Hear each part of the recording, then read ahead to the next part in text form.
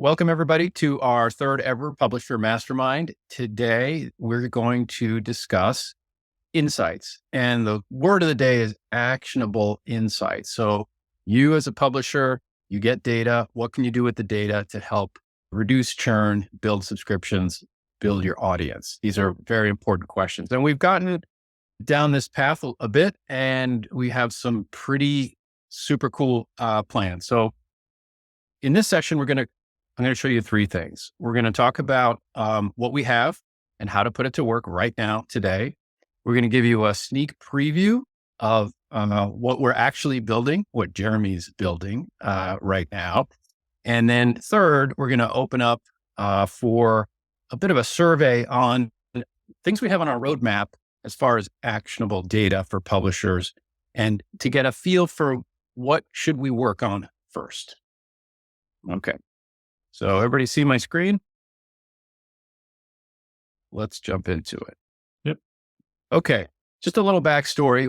Dan, I know you're familiar with this. We started a couple of years ago with Google's Data Studio, and we built a fancy dashboard, and we did have some actionable data in there, but we essentially ended up, and what our publishers told us was we were producing a little too much data. I think they were stunned with the amount of data, didn't really know what to do with it. So this time around, now that we have our own insights dashboard, we've been learning a lot. We're stepping carefully, and we want to prioritize the things that really help publishers move their game forward.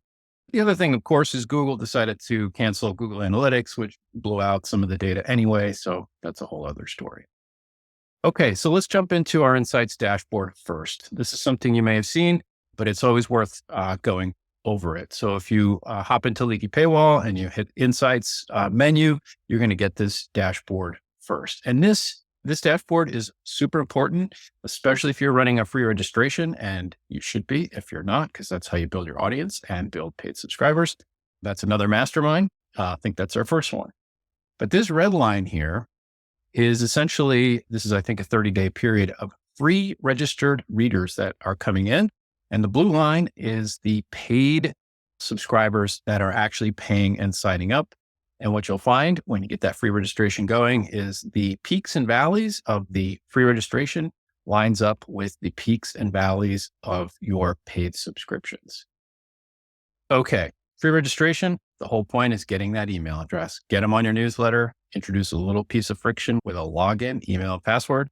And now you have yourself a super casual reader, as I like to call them, that may very well pay for you down the road.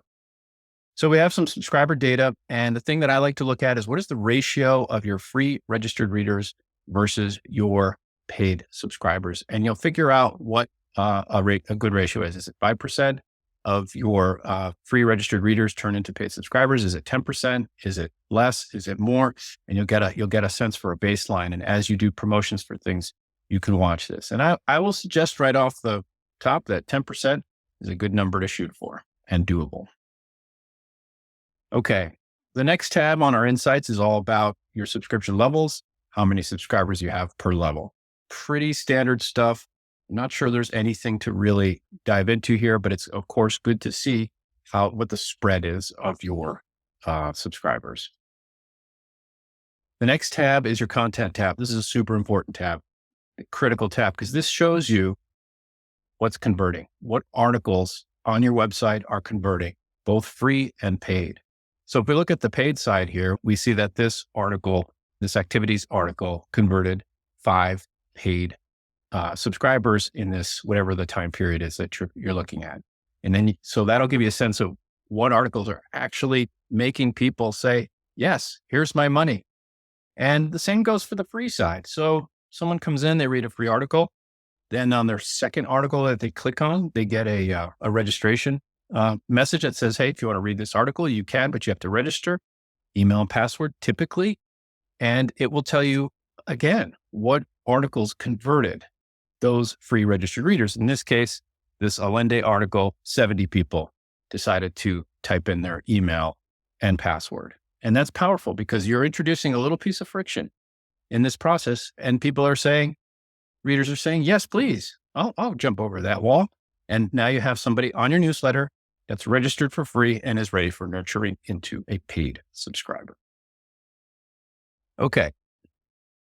If you have the attribution survey installed, which you hopefully do, the next tab in there will capture where these free registered and paid registered readers come from. So when somebody registers or pays, they get this little pop-up, and it's very simple, but very powerful. It says, hey, thanks for being a subscriber. We want 5 seconds of your time. How did you discover us? Search engine, social media, recommended by a friend, which by the way is direct. That's essentially, I think somebody pointed me in your direction, which is powerful.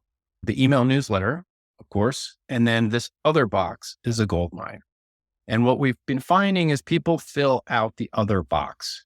Now, sometimes you get some kind of random stuff, but when you look at the attribution tab, you'll see that the search engine, the email, social media, and the direct, the friend rank. And you'll see what's important to you. Today, there's a lot of talk about social media really declining in terms of promoting news and article content. And it's true, it is declining. And just about a year and a half ago, I talked to a news publisher, and their number one source of traffic was Facebook. And that's no longer the case. And that's a big change. So you have to keep an eye on what's actually working. And then if you look at the other field, and I've blacked this stuff out, but you can see that in this case, Pinterest sends some readers to the site. Maybe there are some organizations, other publications or blogs or whatnot that are sending people to your site. And the goal here is what I would do is take a look through this maybe once a month and see where people are coming from. Maybe there's an organization you can reach out to and say, hey, we're getting some subscribers from you guys. People are actually registering on the site. Would you like to sponsor something? That could be one way to address it. Or you could flip it and say, look, we're interested in maybe putting up some advertising on your website or writing a guest post on your blog. So this is going to be essentially your guide to where people are coming from. And the best thing about this survey is that people are telling you directly. You're not reliant on technology to figure out where somebody came from, because it can be misleading with bots. And maybe they really found out about you originally at a trade show, but they happen to Google you and then bring you up. But they're telling you the trade show instead of the data saying Google. So this is really valuable data. Okay. So that's what we have going for Insights now. What's next? So Jeremy promised, I think, to provide a little sneak peek at what we're doing. We're building a dashboard. And Jeremy, I'll let you share your screen. Are you ready for me? You're muted, just in case you. Yep. Give me just a minute. Yep. Okay, cool. Just let me know when you're ready. And so we're building our own dashboard carefully. What we're doing is we're plumbing the data in to plumbing all the Leaky Paywall data into our new dashboard. And what are we doing? We're tracking a few things here. Let me go and pop this up for you guys. So our approach here is to create a very subscriber-centric view. And that subscriber could be a free registered reader or a paid subscriber. And what we're doing primarily is tracking subscriber events. What are subscribers actually doing on your website, and how did they get there? What did they click on? And so then we're going to empower you guys to create segments based on the data that you want, which we'll talk about in a little bit, and be able to send that segment to your email marketing service so that you can then push out a very hyper-targeted message or promotion or whatever it is to a very specific niche, as you said, Dan, there. And at some point we're looking at possibly emailing directly from our app. Okay. So Jeremy, whenever you're ready, stop sharing and go for it. All right. We are working on an integration with Leaky Paywall and a app called Segment. And what that does is it allows you to send in events from your website. So you can do page views, but you can also do custom events such as when someone logs in, when someone clicks on a specific button, such as a subscribe button, when someone fills out the free registration form or when someone fills out the paid registration form. So if you think of an event that happens on a site that a subscriber could do, that is something that we can track within Segment. And so we are currently working on integrating that with a couple of beta publications. And so we're starting to get data. And our goal is, number one, to be able to bring in the correct data. Number two, be able to create boards like you see on my screen now with data into actionable things that you can take a look at. And then the third bucket is going to be able to create campaigns based on that data. So for example, if you're doing your free and your paid subscribers, you can say, take any free subscribers who haven't converted to paid yet in the last 30 days, and let's send them a campaign. So those type of actions are things that we're working for to be able to let you guys do. So if you take a look here, this is a app called Mixpanel. And so with Segment, you can take in your events and you can send them out to what they call destinations. And so there's lots of different destinations. You can do things like MailChimp, as Pete said, but you can also do things like analytics dashboards like Mixpanel. And they have over 450 integrations, but those are the two that we're focusing on at the moment. And so as you can see here, we can see active users on the website. You can see by city, by country as they come in. But the real power here is you can easily create your own metrics. And so what we're doing is we're going through and creating metrics that are very specific to Leaky Paywall and to publishing. So for example, we have one here where you can create a funnel, and we can create a funnel based on a subscriber being created. So think free registration, and then a subscriber being updated. So think someone going from free to paid. And then so with that, those events being tracked by Segment, we can then create conversion funnels so we can see exactly how many subscribers are created, and then how many of those that were created, how many update into a paid level.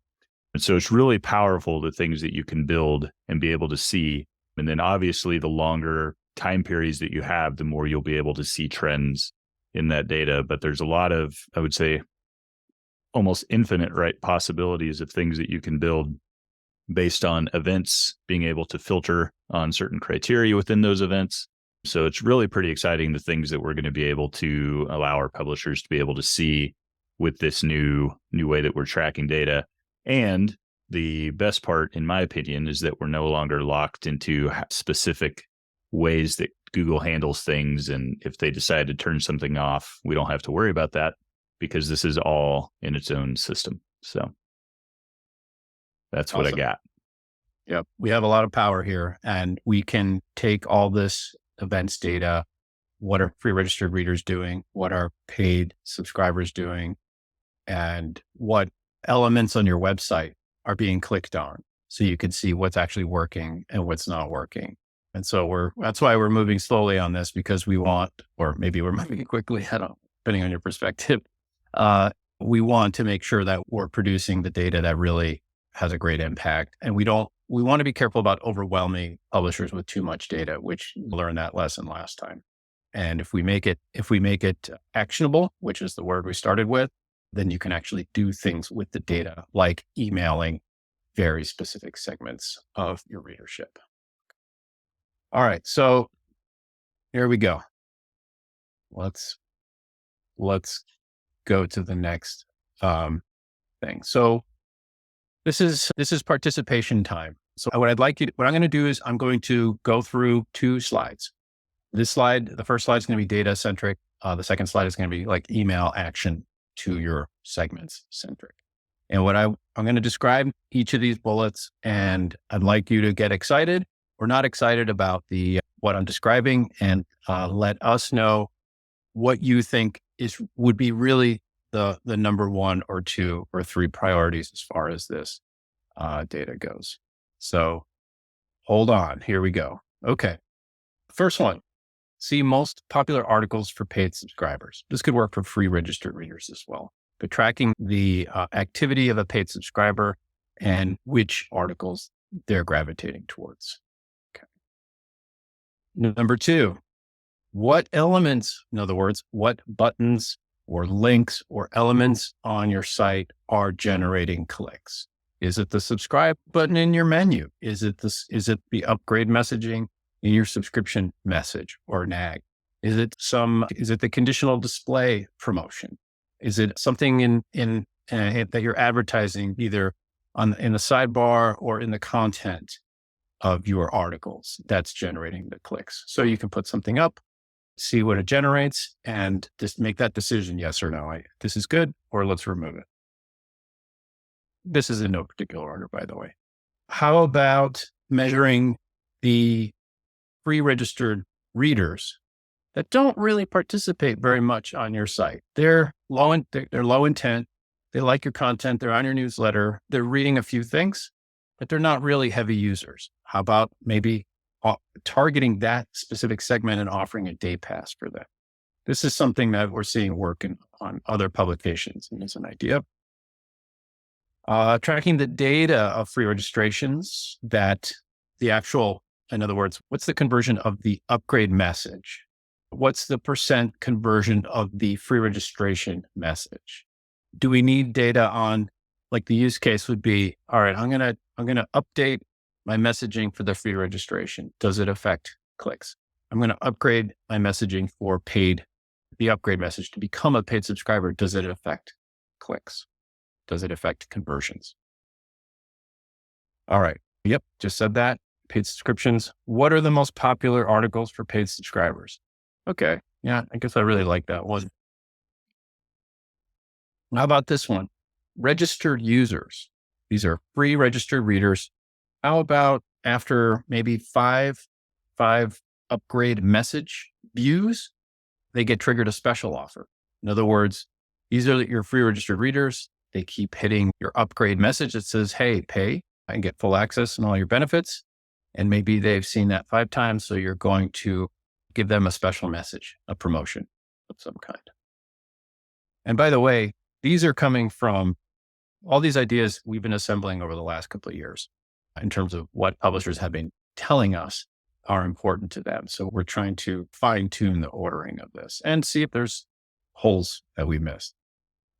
Churn percentage. Every month, what percentage are canceling or not re-upping? Okay. That's it for this slide. Dan, you seem like you have an opinion. I do. I think you can group these, which are essentially assessing the effectiveness of articles. For example, what's most popular. And I would love you to tell me something about dwell time, because I get a click showing that they read the article, but I don't necessarily know if it's 2,500 word article that they spent 2 minutes on or less, right? Group all of those kinds of things together as a package. And then the 1 day pass is so cool. We do a thing called a SIP where we give them unlimited access, and they don't know what they want until they go to the search tool and actually type in green tea or black tea or something like that.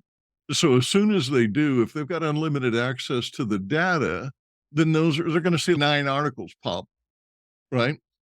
And that's really important, because then they see how much depth we have and that there's a whole bunch of things available to them. So if you say you've got one more article, that may be good. But if you say, hey, take a SIP, in our case, take a day of free access, unlimited, and see what you come up with. I just think that might be a powerful incentive for people who are coming to the site because they want to find out something, as opposed to just the article that you happen to put in front of them.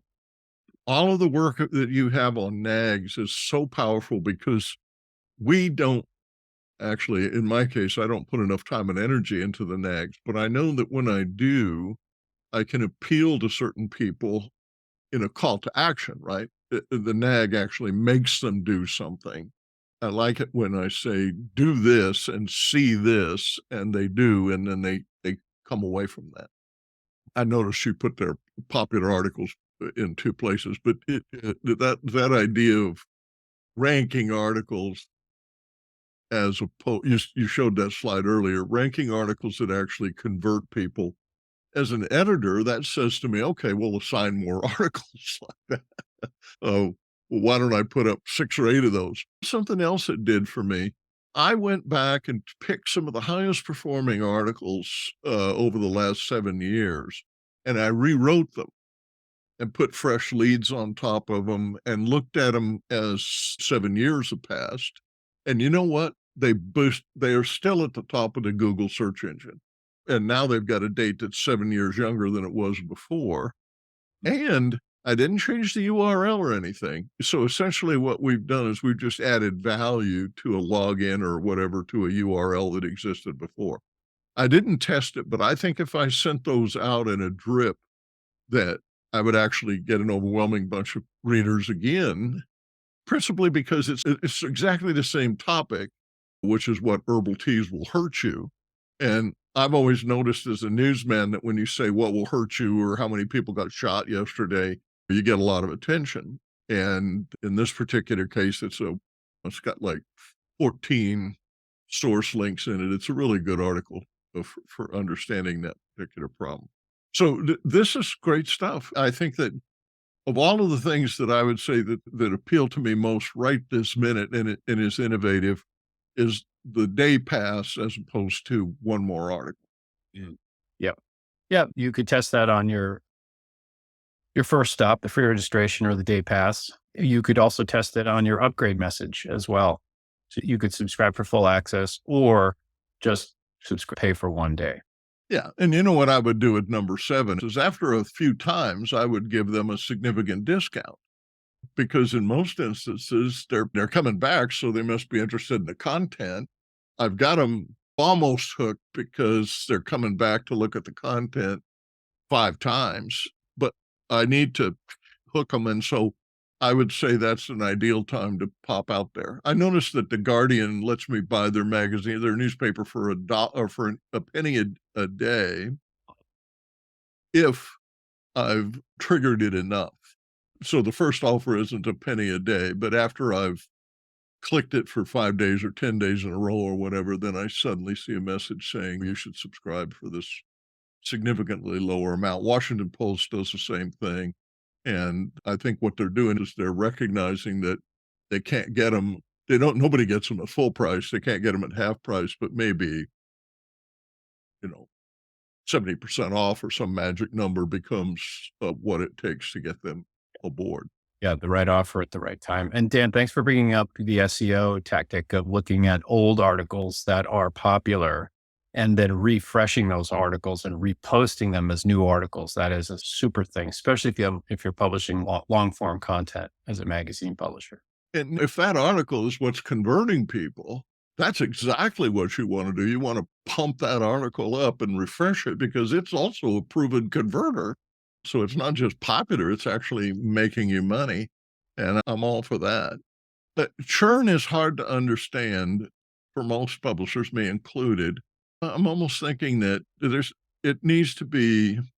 guys need to think about how to make churn just digestible in a quick glance.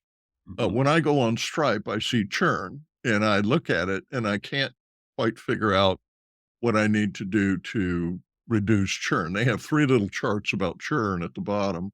So it's probably information overkill. But what I would want to do is just say, okay, my churn is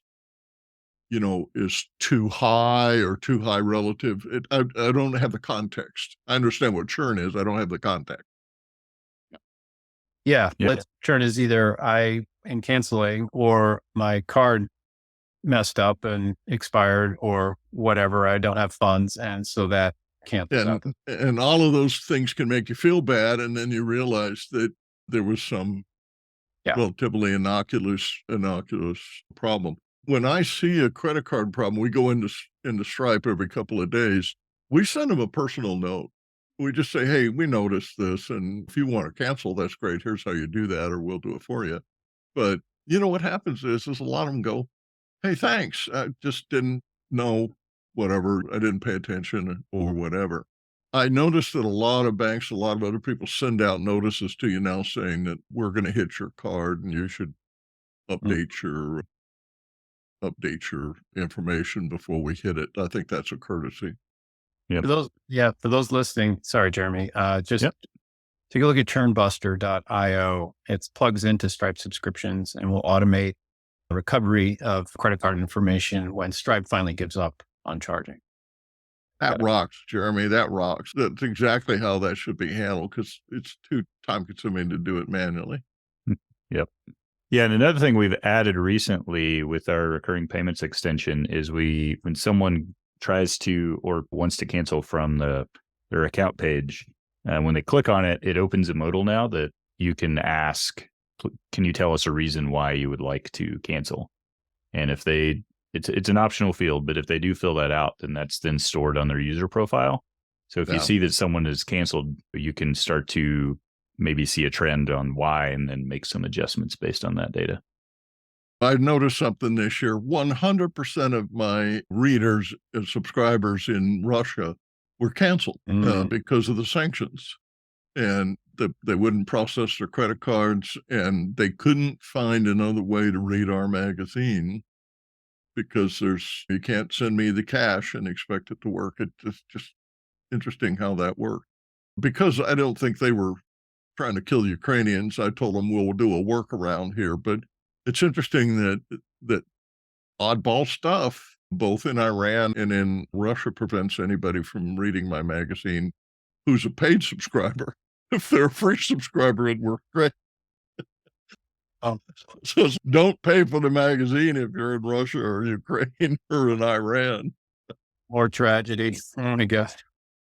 All right. So let's move on to the last slide here. And this one is going to be more email focused. So I want you to put on your imagination hat in terms of how you'd like to connect with your segments of your free registered readers and subscribers that we're tracking for you.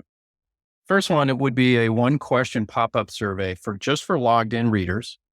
It could be anything that you want to ask the readership, and the ability, and then that information let's say it's multiple choice, and then that information gets appended to the subscriber, and you can email let's say the segment that chooses whatever the answer to B is on multiple choice, a message or a promotion.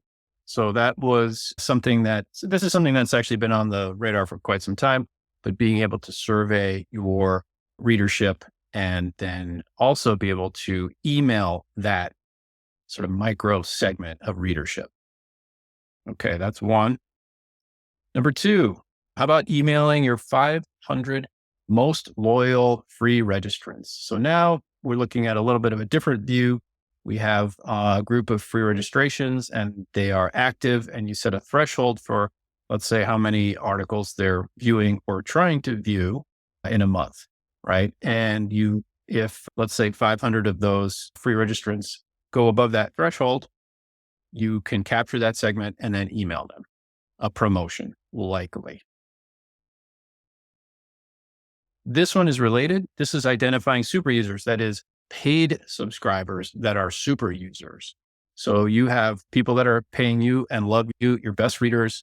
You're setting a threshold on the website where let's say they consume X number of articles per month, and you're going to tag them as a super user. The idea there is now you have a way to reach really your biggest fans and survey them. Maybe they have ideas. Maybe they want other things. Maybe you're thinking about introducing a new product and want to ask your best readership, is this something you would like? Which I think is a mandatory way to introduce a new product. Okay, super users. Okay, how about emailing readers that read less than X articles per month? So these are subscribers, paid subscribers, let's say, could be free registered, but we're talking about paid subscribers.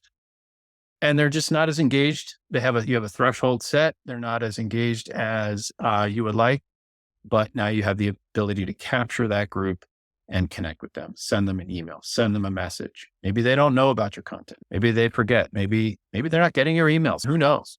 But a way to reach out to them. Cancel subscribers, way to email them. Somebody's actually canceled out. Send them an email. Risk of churn. Someone who's not logged in 30 days. I'm picking a number, 30 days. But let's say you have paid subscribers, a group that have not logged in X number of days. and you want to remind them of your existence or send them a special message. Thanks for coming, and we'll see you guys next time.